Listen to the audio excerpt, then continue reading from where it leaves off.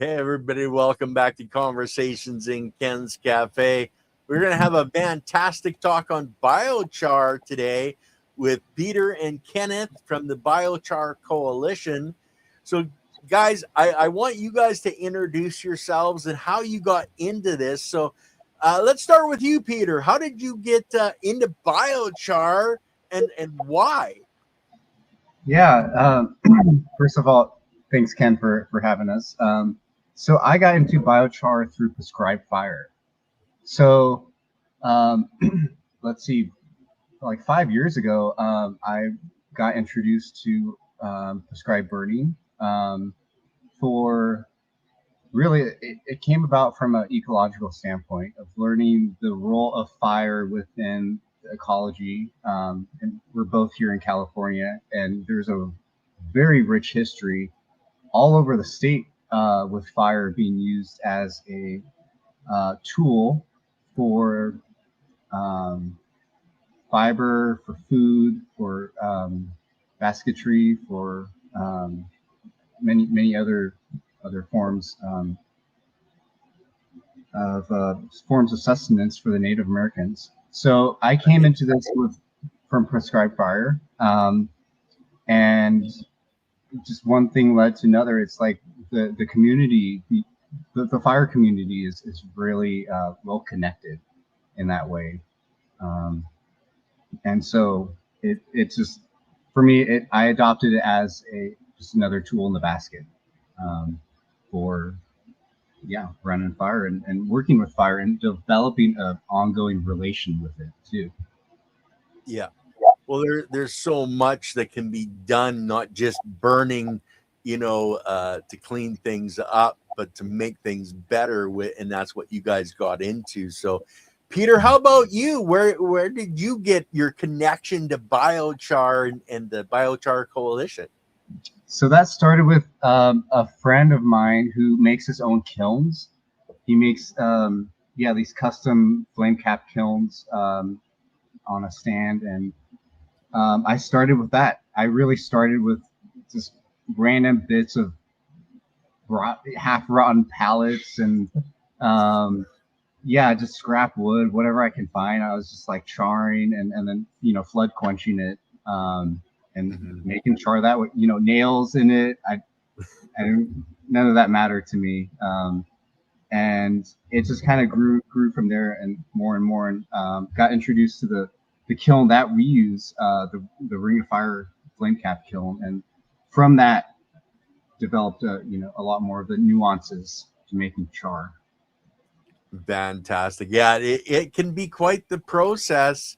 There's all types of different methods to do it, and you guys are using Kelpie Wilson's kiln, and if anybody wants to, they can check it out on the Soil Matters and Conversations in Ken's Cafe, as we've had Kelpie on quite a few times already. But Kenneth, how did you get into the biochar?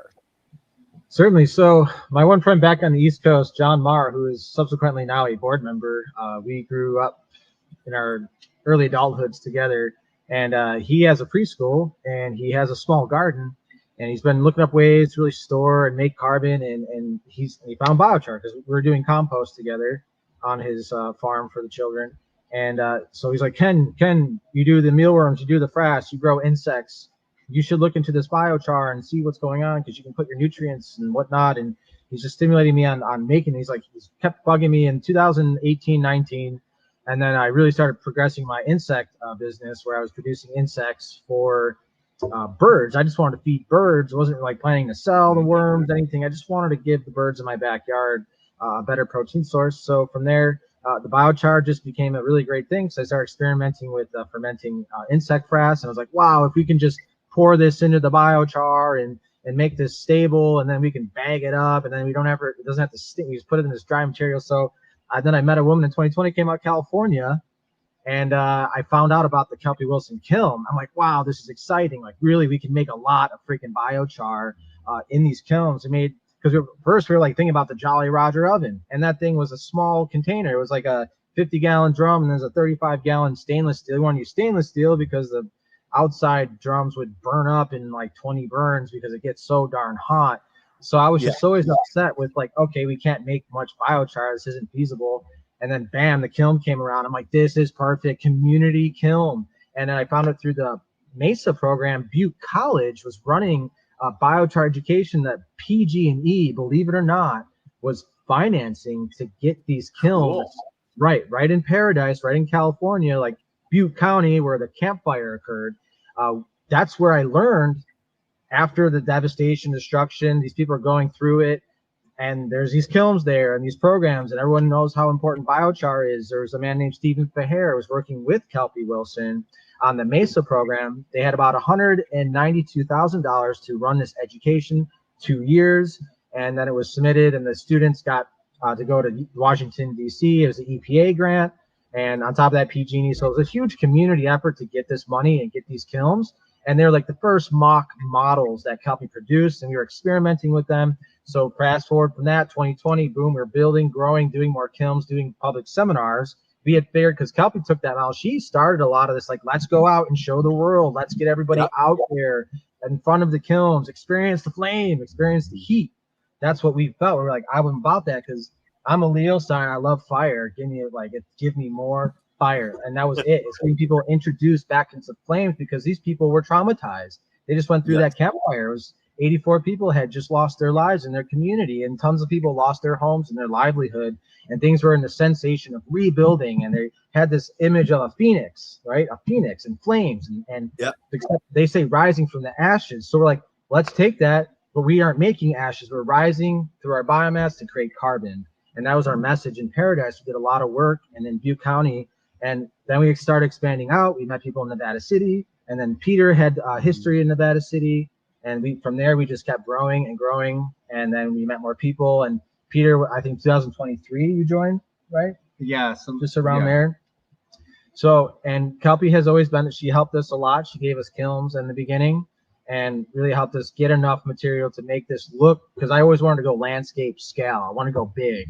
Like one kiln was never enough for me. I want to get like 10, 20, 50, 100 kilns on a ridge line. Like, really reducing the biomass, bringing the people around. Like, that's what I saw. I saw this as like a community party. Like, we're partying around the flame. And I'm like, okay, we need fire professionals. Everybody loves fire. Let's grow that. So that's what happened with me. That's where I got started. And it was just, I always wanted to build a community around the kiln. Oh, that's fantastic. And you know, you had that many kilns on top of the ridge, they'd see it from space, man. I mean, come on. That's what that's a real party. And have you guys thought of taking it to Burning Man and doing some stuff at Burning Man? Yes, actually we have. We actually have been thinking about creating like our own biochar man, or like something like that, or asking them, because we know a lot of people who go there. We're right near that place. Like, we have land really close to Reno and all these other areas. And Triangle, was it Triangle Lake or something or whatever? Sorry, I'm not a Burning Man. Pyramid Lake. Yeah, right near there. Pyramid Lake, So we really do want to. So if you know anybody, if your audience knows anybody, and maybe they'd want to kind of, you know, comp our tickets, comp our time, like, because it takes a lot of resources for us to move around at times. So whatever it takes, we want to do it. If it can happen, it can happen. If it doesn't happen, whatever, we'll make it happen, right? Well, actually, if you reach out to them, they have people that come in, and I think they have funds available, but don't quote me on that one. But I know that there is stuff that you can get on the list to go in to Burning Man to do stuff. So there might be definitely something you guys are going to want to reach out to them on. And I like to let your viewers know is that we're all over this country. We do seminars in New York. We do seminars in Vermont. I'm about to go to the East Coast to do some seminars in Vermont and New York. So there's viewers who are out there and they're like, oh, I live in New York. You know, just visit our website and like biocharcoalition.org. If there's an event near you and happening, by all means, like, we want to reach out, right? We're breaching the ignorance of making people ash holes. Yep. Now, I did put your the website on the screen, and it is in the description, guys. And I know you guys have a schedule on page on your website, so people can go there and check out, what you guys are doing, where you're going to be. So guys, don't hesitate if you're interested in biochar. Now, Kenneth, you were talking about the barrels, and that's generally what they call a T-LUD, a top load updraft. And yeah, there's a lot of information on those types of kilns out there, and you're totally right on having the stainless steel so that it doesn't burn the barrels out. I've heard of people grabbing beer kegs and all kinds of different things to try it. But there's a lot of different ways in the large burn biochar that you guys are really focusing on. That's really for a larger community, and where people, like me, just personally at my home, I can do the same basic thing just by digging a conical hole in the ground. But I want people to really understand the method behind it. And I know you guys had some videos that you were going to show, so maybe that would be a good time to bring that back up, Ken, so that people can see and you guys can describe what the heck is going on and why you're doing it the way you're doing it. Yeah, certainly. We can review some of these slides that I presented to the UCANR. You can see my screen, correct? Yeah, it's up on the screen now. Great. Yeah, I mean, what we do use are these ring of fire kilns. Let me find the diagram. I have a nice diagram here for everyone to kind of get an idea. Right here on this flame cap pyrolysis, we're using these ring of fire kilns. There's in here, I'll make this a bit bigger for everybody so we can kind of see this better. Yep. What you see on the right where it says illegal, that's a burn barrel. A lot of areas in California, that's illegal. But we advocate for the ring of fire biochar kiln because you'll see, I'll press play, you can see how the smoke gets recombusted into the kiln. It's a pretty big kiln. Let me see if I can go back. You can kind of see it here. I'm going to hit this play button. You can see it in a time lapse of how big this apparatus is. It's about 4 to 5 feet, 4.5 feet tall. And it's modular, so you can put these things together. As much material you need that you have on site, you can adjust the kiln to fit just the right amount, because burning, you want to make sure it's optimized. You don't want much space when you're burning. So that's what these kilns really offer us, is a modality. You can see the size of the person standing next to the kiln. They're very rugged, very small equipment. And that's what we're using on scale. We can put like 10, 15, 20 of these kilns up if we had enough people. Like 30 people could probably run 20 kilns pretty simply. And now, if I remember right, you can actually load this into the back of a medium-sized SUV. Is that not right? Yeah, I'll show you a photo of how actually hilariously transportable these kilns are. The president of our organization, you'll see right here, it's hilarious how he puts it on top of his Yaris. How cool. So, I mean, it doesn't get more portable than a 4-banger Toyota. I mean, everyone talks about life cycle assessment and how much it takes to get machines and all this stuff to the job site. And that's one of the most fuel efficient vehicles on the road, delivering carbon sequestrating powerhouse. Yeah, it's a simple tool like that. It's incredible, really, what is possible for our communities. Well, and that's what I want to make people or have people understand, that you don't need a pickup. You don't need all this other things. It's so much easier to do it. Like, people load your skis or your kayak or whatever on top of your car. You could be loading this and taking it out, to your friends, your family's acreage. It's just so simple. Now, you do have to soak it down. So do you guys have a water truck, or how do you do that side of it? Yeah, we can quench in as little as 150 gallons for 3 yards of material. And generally, we always have water tenders, or we have water on site, or we can use dirt. We've done dirt. We've used it just rained the other day, so the dirt's really wet. We just can throw the dirt on top of it and quench out. So, it's just per situation. Generally, we do prefer water. Absolutely, it makes life a lot easier. And if you're approaching a kiln without water, it's it's a struggle. Yeah, and you could even do it in the rain if things lined up correctly. You could just rain quench. Yeah. So you see, like right here, you can see us spraying it down, right? And we're actually putting fertilizers on there. We kind of treat the material as a sponge. It's a carbon. It's void by the time we're done cooking this stuff off. So that's what the best part about biochar burning is, that you're just making a blank canvas. Yes. Yeah. Well, and the thing is, and we were talking about this. We're having a hard time hearing you. Oh, seems okay. like lower. How about now? Can you turn your speakers up? I'll turn. There you go. Okay. I have to make sure viewers can hear you too. Yeah. Let me do it this way. Okay. How's that? Might be. Can you hear it now? Yeah, you still sound kind of like in the background, but hey, it's all good. It's better. Yeah. Okay. I just turned myself up. Sometimes I can get a little loud, so I try to moderate.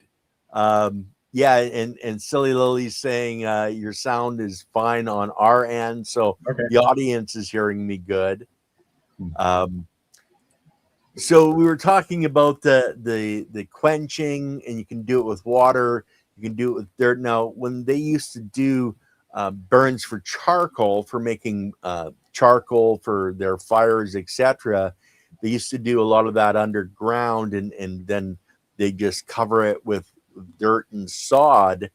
So you can basically do that with a biochar. Now, guys, to understand, and this is for the audience, biochar is basically charcoal until you add the biology, and that's what makes it biochar. And Ken, if you were mentioning earlier, you're making insect frass, etc., maybe just give us a brief rundown on why, like, you started doing that for the birds, but why you're putting that into the biochar. What's the purpose of that, and what's it adding to the biochar? So there's one thing to kind of separate away is we tend to say charcoal is for cooking, but biochar is for growing. Yes. So one of the main differences for that is there's a test we do. One of the physical characteristics after we make the char, and that is we rub it on our hands and get our hands wet. And if the black still sticks to our hands, then there's still an oil content that was not completely burned off. Yes. It depends how oily your hands were before you did the test too. Right? You got to make sure. Yeah. But I'm gonna show you guys a document, because you asked about the insect frass and whatnot. Here's right on our website. We offer these trifolds. We kind of give people an idea of what it takes to kind of give biochar a solid biological bath. You know, that's what it is. It's here to take on biology, right? Biochar, biological charcoal. And people sometimes try to say that this is charcoal, but actually, no, it's different. It's not really charcoal. Charcoal's built for cooking, like Peter said. And we're making biochar with no volatiles. We don't nothing in there, so we can do this enrichment process. You'll see on the bottom here is a biochar that we enriched with liquid ferment. We like to ferment. We like to create a really acidic mix, because biochar is kind of alkaline. You can have between 8 to 9, depending on the temperatures, how much ash made. You know, I've seen it up to 10 to 11 in some cogen plants. So when we're looking to make sure enriching biochar, we want to make sure we're using acids. And if you don't have any acids, you don't know the chemistry, you don't care about this stuff, just composting it, and then even just scattering it 1 inch above the surface of the ground without putting it in the ground, eventually nature will do it for you. Nature always does it for you. So, like I said, I recommend everybody maybe look into what biochar, like alchemically, because this is chemistry. Like, we're wizards and witches, right? We're brewing ferments and working with life liquids. Well, that's what we're trying to do. This is alchemy. So and carbon is a pretty divine substance, and because you bring up a lot of quantitative sensing, like Quorum sensing, sensing. and making sure that biology is present, and making sure that now we're moving into a new age of biologicals, not synthetics. We're gonna make it real, right? Yep. So you were saying that you're adding, your insects, frass, and your teas, etc. After you're soaking it down after the burn. How much, because it's really really hot when you first dump it out. How much time or water are you putting it on before you're adding those biologicals? Because you don't want to kill them, right? Right. When we're adding the biological life, let me just stop the stream. When we're adding the biologicals to the charcoal, you really don't want it soaking wet. I like to dry up the char a bit, like let it, when I quench it out, let it kind of dry up a bit, and then when I create the liquid, then I kind of just pour the charcoal into the liquid. I don't want to be mixing around dry material, throwing dry material around because of the dust. That's a huge thing about biochar. We need to really understand is it makes a lot of dust when it's dry, and handling it as little as possible when it's dry is probably your best option if you want to live a long time. Especially when you're quenching the coals too. When you're quenching coals, there's a lot of dust that can be made. There's some disclaimers here for the audience that biochar making is a dirty job. Mike Rowe did it. If you want to watch his episode when he joined James Gaspard at Biochar Now, who's making sustained kilns, they're closed units, really cool stuff what he's working on. And he goes and they go to clean the apparatus, and you can see how messy this stuff can get. So never work with the material when it's super ultra dry. I always say, like, get it when you quench it, put it in a closed bag, feed bag, get it into something. Letting it lay around is great if that's your intention. But if your intention is to move the material, leaving it there, like winds, I've seen winds take the dust. I used to work in industrial scale biochar making facilities with air curtain burners, and they would stack that material like 10, 20 feet tall, and then the wind would come. You'd see the black clouds shooting across, which I was excited because it was hitting this field, right? This random field is like, and it's where all these grazers were. It's like rocky, and because we're in California, we got a lot of really weird terrain. We live near Lassen volcano, and that thing exploded and sent rocks a lot of these grazelands that are here. So, and we live on like lava caps in some areas. So it was nice to see that biochar hitting those lava caps and creating potential for more soil. So, but I just want your viewers to know, just be careful. And when it is wet, and I just crush it when it's wet. Like people want to crush it all the time. Like crushing it is a thing because depending on what you're using it with, there's so many ways. Like I'm sure you've crushed.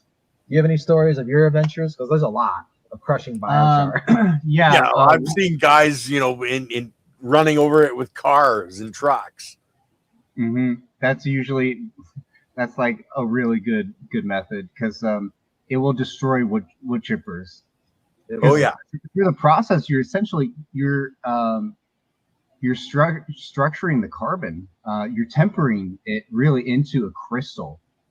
We're taking the first steps from wood into a diamond. Basically, we're recreating the conditions that geology would do over the course of millions of years within 6 hours. So there's quite a change to that, and I've heard of like hammer mills being used in that way. And I'd say just crushing it wet. Really, always wet. Always use material wet, and then once it's wet and you want to enrich it, kind of just let it dry out. The drier you have the material, the faster the water and the liquid's going to suck into it. And depending on the pH of your liquid too, if you have a high acidity, because the biochar is great because I like that it is alkaline. That's one of my favorite things about biochar because it gives me that if I want to sever proteins and I want to bring something into alkalinity really fast, like an alkaline step procedure, definitely, because that's what purifies DNA. Like it rips everything apart. It shreds DNA when you add it because of the high alkalinity. It's just like incredible. You can see it. If you have intense acid, you're adding, you should all the bubbles, everything's just like ripping apart, reorganizing. So that's why I like how it is. That's why I add it to. You can add it to stinky stuff, and it, like within a few moments, if you add the right amount, it doesn't stink anymore. So when just mixing the charcoal and understanding all right, we need acids, right? Where do we get acids from? And to me, the only way I know acids get made in abundance is fermentation. And Yeah. that's what led me to fermenting bug poop and be like, okay, what do we ferment this with? How do we, what biology can I work in synergistic ways and make this, what is it, detritic? I don't know, there's weird words, but goos, like decompose really high nutrient dense, like humics and stuff. Mhm. Detriolic, I'm sorry, I can't come up. Detritus? No, it's No. like detriet. I have a cool photo of it, but sorry, I'm not scientific. I've been getting scientific with it, but that's what we do. We just break down material, make it really biological, active, cleanse it up with the alkaline step. Bam, it resets with the acidities because you balanced it out, and then you just dry it out, and there you go. Your char's ready to go. That's what I do. Now, how do you guys, or how are you spreading it? Like you mentioned, if you just spread it out, without adding anything, it eventually the biology from the soil is going to populate it, and if it's in a forest, it's going to slowly get worked into the soil as the leaves and etc. bury it over time. But generally, for most people, how are they spreading it out? So, like saying they're on an acreage or a small farm, how are they using it? Yeah, through the kilns, because it's part of the quenching process, and that's a just really easy way to get like a 1 inch thick mat. And if we're out in the fields, like when I work with farmers, we kind of try to get it down to consistency depending on what they have. Like if they have a slurry spreader, we need to kind of be a bit powderized. If we're using a manure spreader, it doesn't matter. They can just throw chunks. That thing will just chuck chunks out. We've Yeah. had hydro seeder guys where it's got like an auger in there and it's already kind of breaking it up as it's going through. So just don't add big pieces, kind of like shardy stuff, and then it just shoots it out as a liquid. And then we have like almond spreaders. People who do the almond, they get the almond hulls and they drop that stuff off at big waste facilities.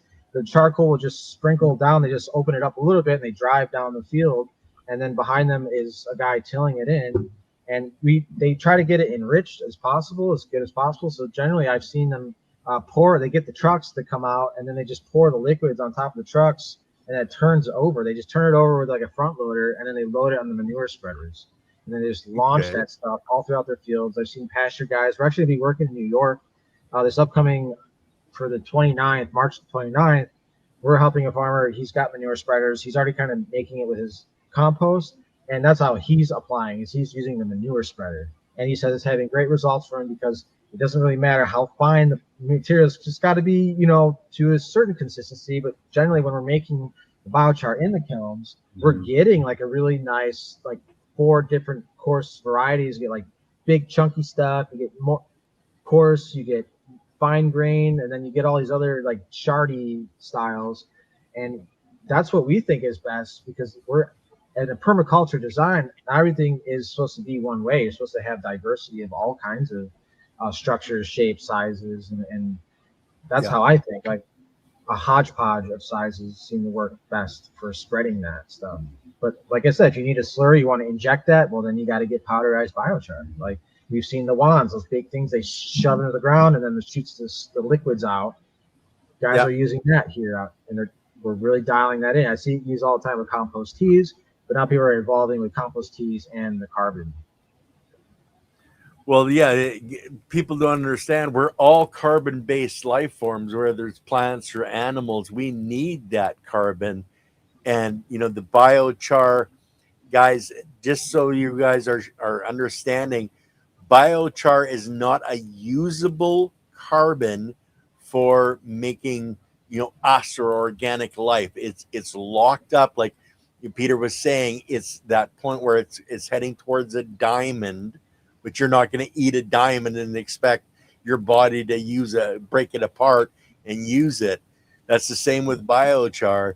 It's not an organic carbon that can be used, but it's a carbon that is so full of spaces where the biology can live in. It's like putting in apartment buildings, and it's also paramagnetic. Do you want to talk about that for a moment? Yeah. So I always like to to think of it like this. Well, there's an additional property to it, and it's called the cation exchange capacity.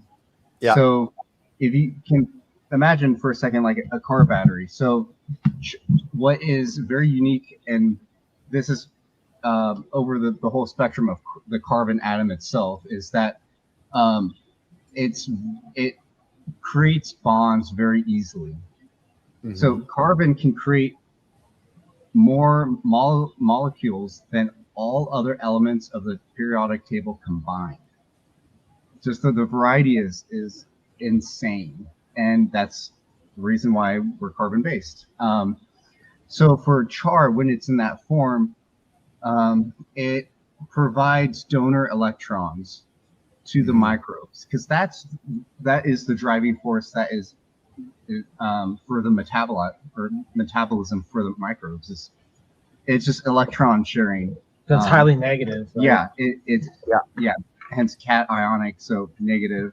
And so when you incorporate it into compost, you finish it quicker because it's providing all these electrons for the metabolism to occur. Yeah, we're in the electronic universe, and when we add more of that, because the negativity of the carbon, we're attracting the positive polarities of, let's say, lead or cadmium or all these other toxic metals that have been infiltrated our ecosystems, and the dioxins and the furans and all the PHPs, so the PBOS, ammonia, methane, leachates. Yeah. Think about nitrogen. This is the greatest part about the carbon and the flame is, like you said, the magnetism of it. Like, people get mad at me that I'm so negative sometimes. Well, you know what? I make a lot of negative material around here. You know, I'm on a lot of black, and I feel sucked in. Like, you know, they say the color black is Saturnian and all that, but you know what?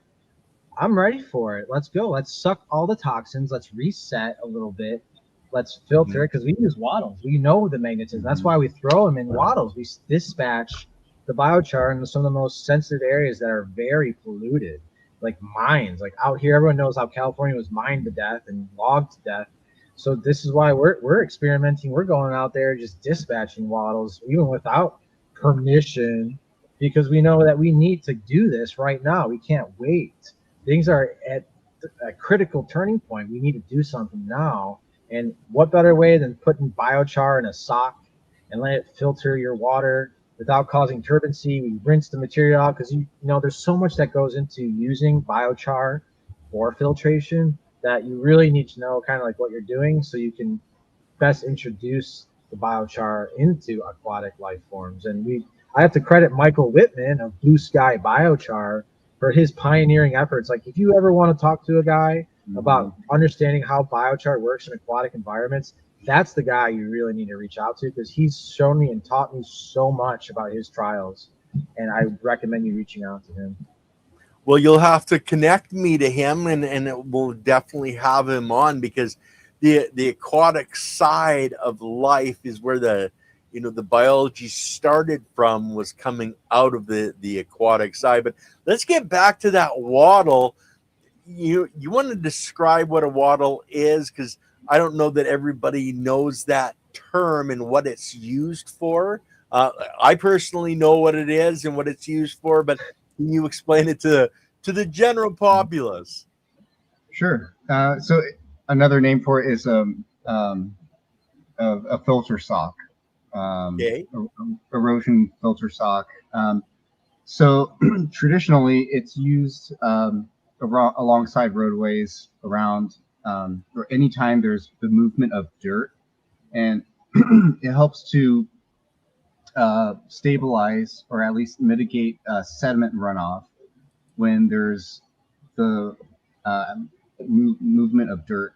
Usually in construction, it's usually straw that they use as the filter catch, and it comes in these plastic nets that they roll out and stake for that to occur. And you can see on the right side of the screen is one of those wattles that we dispatch right near a stream. And like Peter said, they're definitely dispatched near erosion control, especially if you've been through construction sites. That's where I see them used quite a bit, because they're trying to stop the runoff, to slow it down, check damming it. That's our term, because water on, if anybody knows hydrology or anybody here is into that, it's all about slowing the flow of water down on a landscape to stop it from eroding. Because water, when it's running down a hill, a huge slope, people don't understand it cuts things out. Like, you can tell where something's eroded. Yeah, I heard when you double the velocity of water, you quadruple the erosion capacity for it. Okay.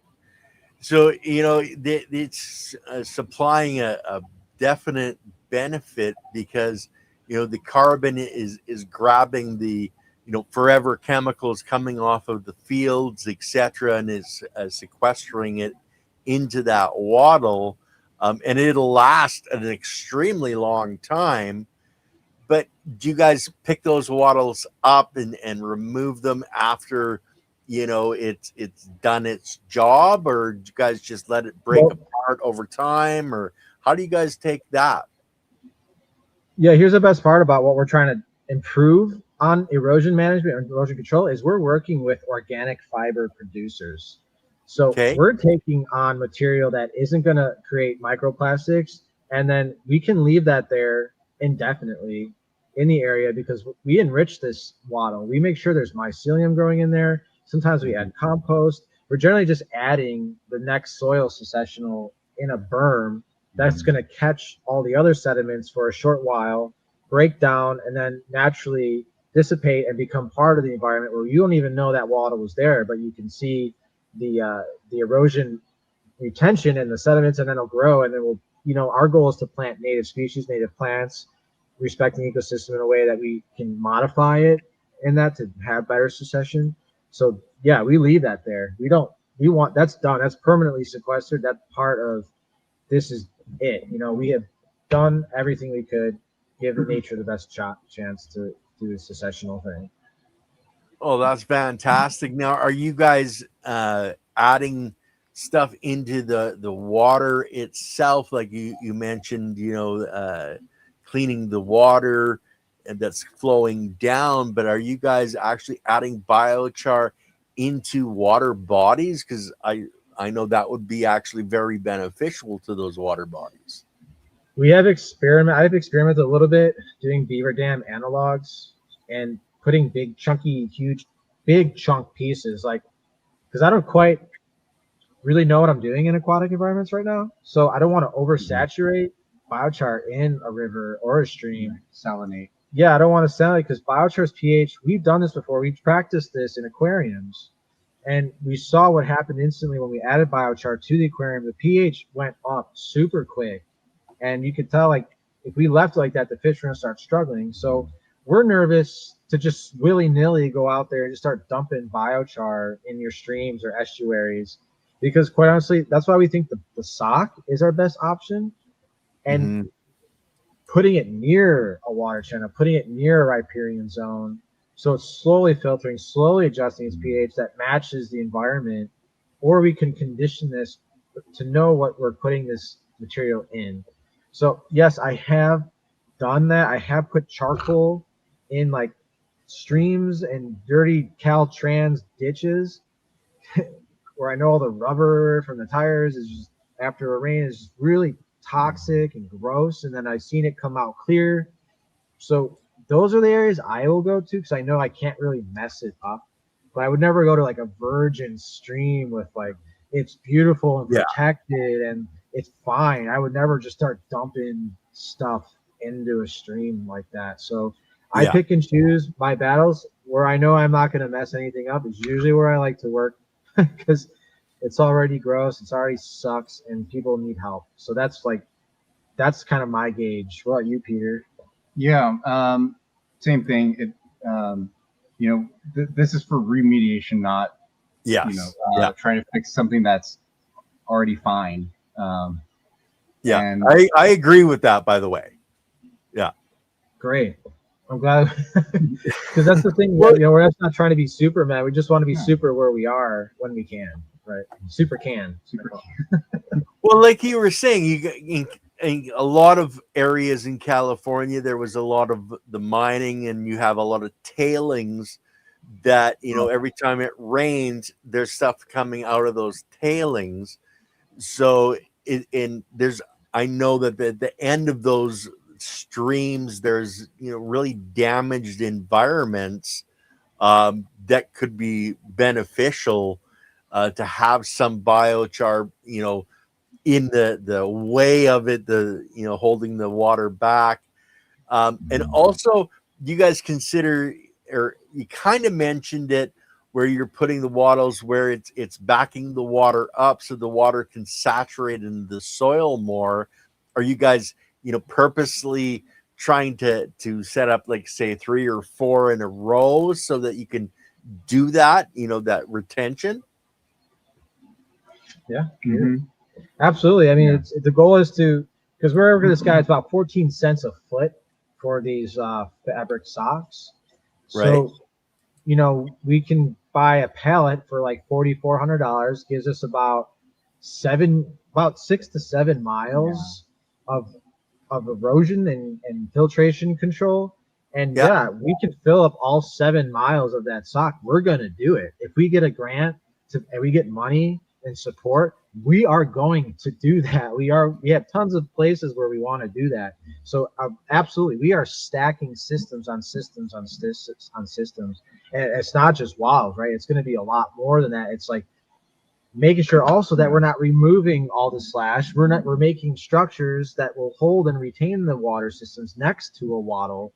Like wattle will support, let's say there's a log on contour, we drop a tree on contour, we limb it up, make the biochar from the limbs, put the biochar in a wattle near the trunk of the tree in front of it and also behind it, let that go through 1 year succession, and then bam, we come back, we start throwing native seeds, give it like a really good germination rate, and boom, now we have like this super retainment wall, and then bam, we like, okay, well, now what else can we fix on this landscape? Okay, let's put the beaver dam analog a little bit down the stream a little bit, boom, like, and then we're just working down. So we're stacking. Charcoal, to us, carbon is the foundation. So that's why we want to make sure that we're working with all forms of carbon, right? Because like you said earlier, there's the stable and there's the liable. Liable is used that year for the plant. That's like what compost generally is. It's a liable 1 year annual source that gets used up. And we're making that stable, crystalline, amorphic carbon baby. That's what the Terra Preta was all about. That's what the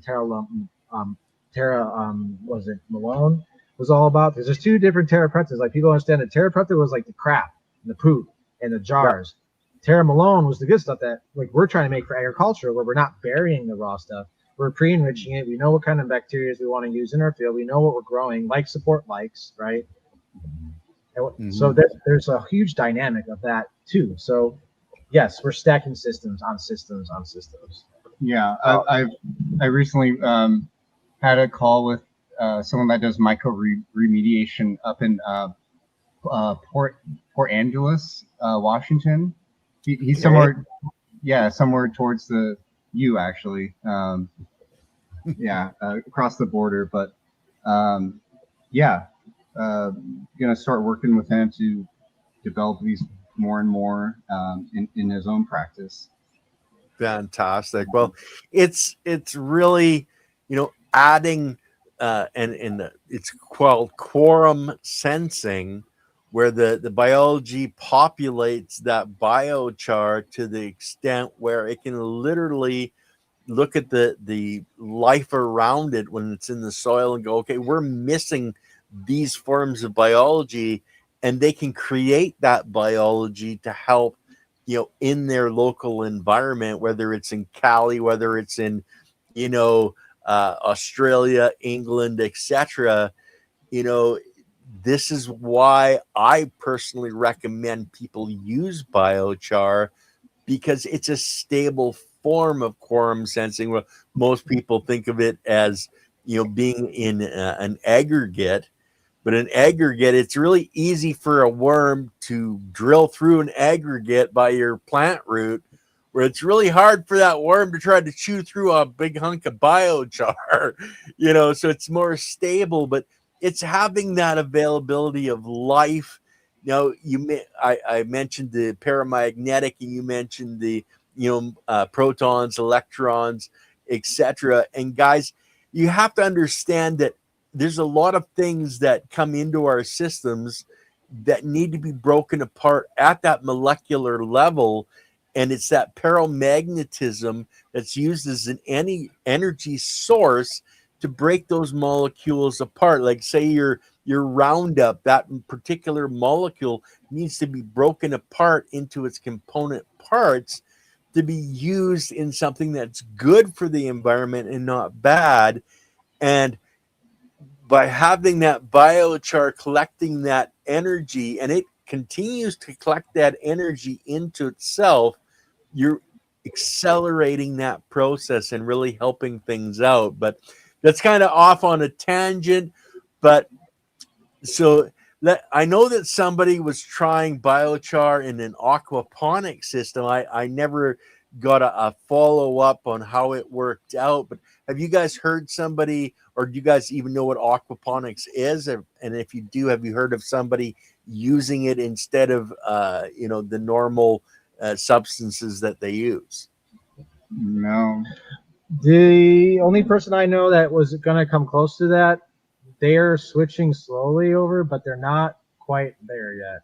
So that's to be continued. I don't know if you have any stories of aquaponic systems incorporating the biochar, but like I said, I know the aquaponic system, they're concerned about the pH of the charcoal itself. So it just has to be conditioned a bit to be used in those systems, and we'll see where that goes. But I don't know anybody using it because they usually just, the one guy I know, just he uses molasses. I asked him, hey man, we're just coming down the chain. Like, can you add like a liquid biochar? He goes, yeah, that's gonna mess up my formula. I go, I got it all pH. The pH is dialed in. I don't want to add it yet. I don't think so. I don't know. We don't know anybody. I don't know anybody, but I would start experimenting with it. But we have used in an aqua system, we've taken a lot of dead fish, sugared them, threw them into a huge vat, and let them ferment. And we had to throw biochar on top of that. And we mixed it in biochar because it got real stinky real quick. The top pellicle, it was just the pellicle that got nasty, right? So we were just chucking biochar on top of that, and it stabilized it. All the flies eventually left, and we were left with a big white fuzzy mycelial yeasty. Was it saprophytic? Saprophytic. The first stage, the first succession of yeasts and mold started forming on that, and then it became more like a humic towards the end, and then I still have that liquid, and it's fantastic. So that's my experience with working with an aqua environment and fish. It's not quite aquaponics, however, it still was fish juice and guts, and it was really amazing. Well, you're talking about a fish amino acid that's done in Korean natural farming, and you need the sugar cap and something to hold the fish down, or else it stinks really bad. But that's one of the things, like, for anybody on the channel that hasn't ever gotten into the indoor cannabis growing, we would always put in what's called a charcoal filter, and you would run your air through that filter before it went outside, so that when it's illegal and you have stinky cannabis, that you wouldn't be sinking out your neighbors. That's a charcoal filter, and that's what biochar really is. And when we look back at Terra Preta, that I think is because they were putting in the feces, etc., into these big pits. Charcoal has been used for decades, and the Army still uses it today to stop those odors because it captures those odors. But to get back to the aquaponic section, I know that, as I said, there was one gentleman that was going to use it in the complete bed, but there's a lot of filters. There's a biofilter generally that you put the water through that needs to be populated with the biology that produces from nitrite to nitrate, or from nitrate to nitrite. I can never remember which direction it is, but you could use the biochar in that end of it instead of actually growing in it, because it's all about having that biology existing in that system to do the job that the biochar does. But I haven't. I closed my aquaponic system down probably 5 years ago, and so I didn't find out about biochar till after I had closed that system down. But for, just say somebody that wants to put some in their garden, and say they have, just normal garden beds, in soil beds, how much would you think that they should be using in those beds, and what, big sizes, small sizes, or what do you think, or what have you guys experienced? For adding it to soils? Yeah, for adding it to soils. Certainly. I mean, it all depends. You generally don't want to add raw biochar, but if you're going to, I'd say a 10% to soil volume is probably kind of appropriate. But most time I don't think that's appropriate. I wouldn't ever add raw. So 10% raw. And if you're enrich it, I've gone up to 50, 60% when it's highly enriched when I do our processes, because we're generally left with a 7.2 pH biochar after we're done and fermenting it and doing our cool stuff. But if you're not testing the pH, I would enrich the charcoal and compost, and it should have a pretty decent pH by the time you're done with 7.5 or 7.6, depending on how good you are at composting. Because if you're good at composting, you're not overwatering, you're not losing your humics, you're keeping that pH relatively solid. Because you got to remember, if you're going to add biochar to compost, here's another thing: you're going to increase the pH on the outturn. So you're gonna make sure you add more acidic things like peels and meat. When meat crumbles down, man, that gets really acidic. Just people have never known. Like, you ever put meat into like a container, in like a mason jar? I've done this because I was curious. Just let it rot in there, and I got some of that liquid, and I tested the pH. It was really low. It was like an acid. It was like 4.5 or 5.2. So just remember that if you're going to be using biochar, you need to start paying a lot of attention to pH. And if you're not into pH farming, I highly recommend it, because really that's kind of all you need to know to farm, is balancing your pHs, making sure that nutrients can get delivered. So adding it to soil, I mean, like I said, 10% raw. And if you're going to enrich it, you have like a composty biochar, 30-40%. If you have it fully enriched and it smells like soil and there's bugs living in it and ants like I see, you can use that as soil. Okay.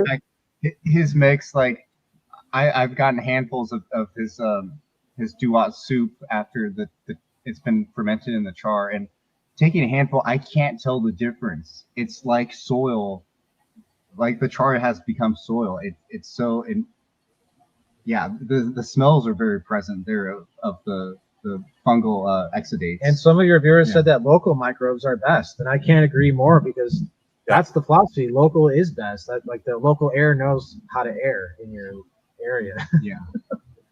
Well, we call it terra preta, and it's the environment that you live in. And if you're into Korean natural farming or natural farming, they tell you, don't go too far away to collect your microbiology.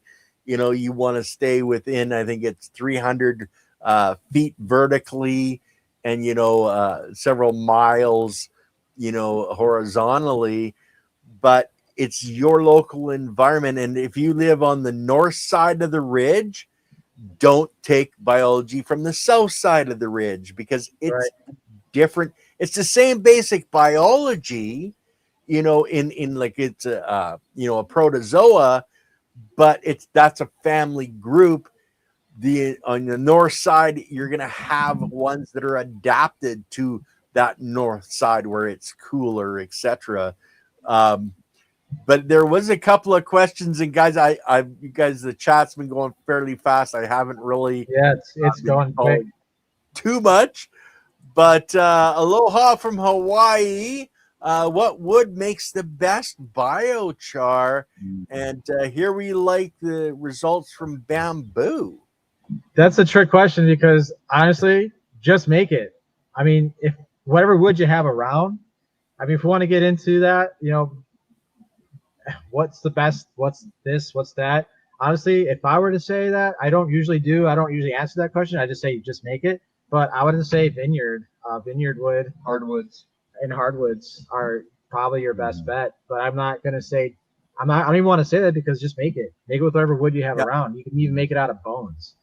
And it's just pryolysis. It's like even hemp is supposed to be really great. So just make it.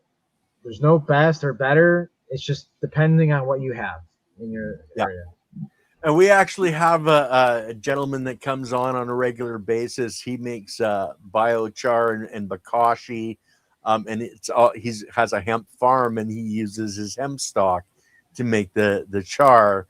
And then of course he adds the biology to it to make it to biochar. But let's see, Squishy Mirror, do you all introduce your own microbes, and do you microscope your biochar and soils? So microscoping biochar is a bit difficult because it's so black. You see a lot of black balls inside the microscope. So what I try to do is I make the liquid and then I look at the liquid under a microscope to verify like what I'm trying to do. Generally, I use a lactobacillus serum and I do a hyphae, a lot of hyphae. I generate that in a liquid too.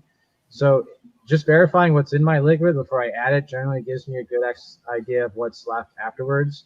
And you can do, you can get it to separate, but it's always like, I see a lot of black spheres. I forget the name of them, but because I'm not a microscopic guy, I just look at it because everyone tells me I have to.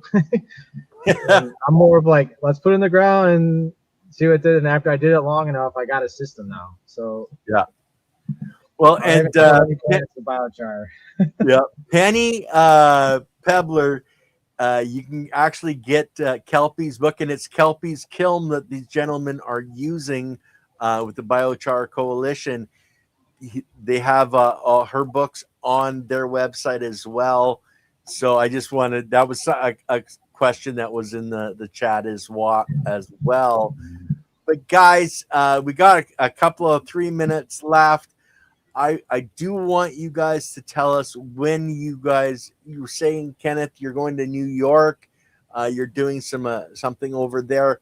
When is that? And when are you guys going to be available? Or can people just reach out on the website and hook up with you guys to try to set some stuff up? Definitely. Yeah. We like to travel wherever. If we can somehow make it, we just like to talk about, let's talk about it. If you do want us out there, like I said, we're going to be in New York. March 29th, we're going to be in Vermont on March 25th and 6th. We're doing composting, VORS. It's on our website. I have some information. They've just kind of been slowly trickling because it's about a month away. So now it's really starting to speed up. So there'll be more information, but we have it on our website, VORS. If you're in Vermont, love to see you there. We're using Dory CV's kiln. Her family runs a winery down here in Napa Valley in California. So it's funny, it's like a lot of the biochar community is a small group, I must say, but it's growing like especially what you're doing here, Ken. Like really appreciate you, man. Thank you for like getting the word out. Like we're all doing our part, right? So yes, just reach out to us on our website. You can email us at biocharcoalition@gmail.com. Once again, it's biocharcoalition@gmail. Everything's on our about page. If you have a phone number, you can call us. We'll answer it if we're there, if we're at our desk or a computer. We're a very mobile business. We're always out there rolling around. So like I said, just reach out. We would love to talk to you. If it's not even just to get us out there, just want to talk to us. Maybe have like a one-on-one. We're always down and always open.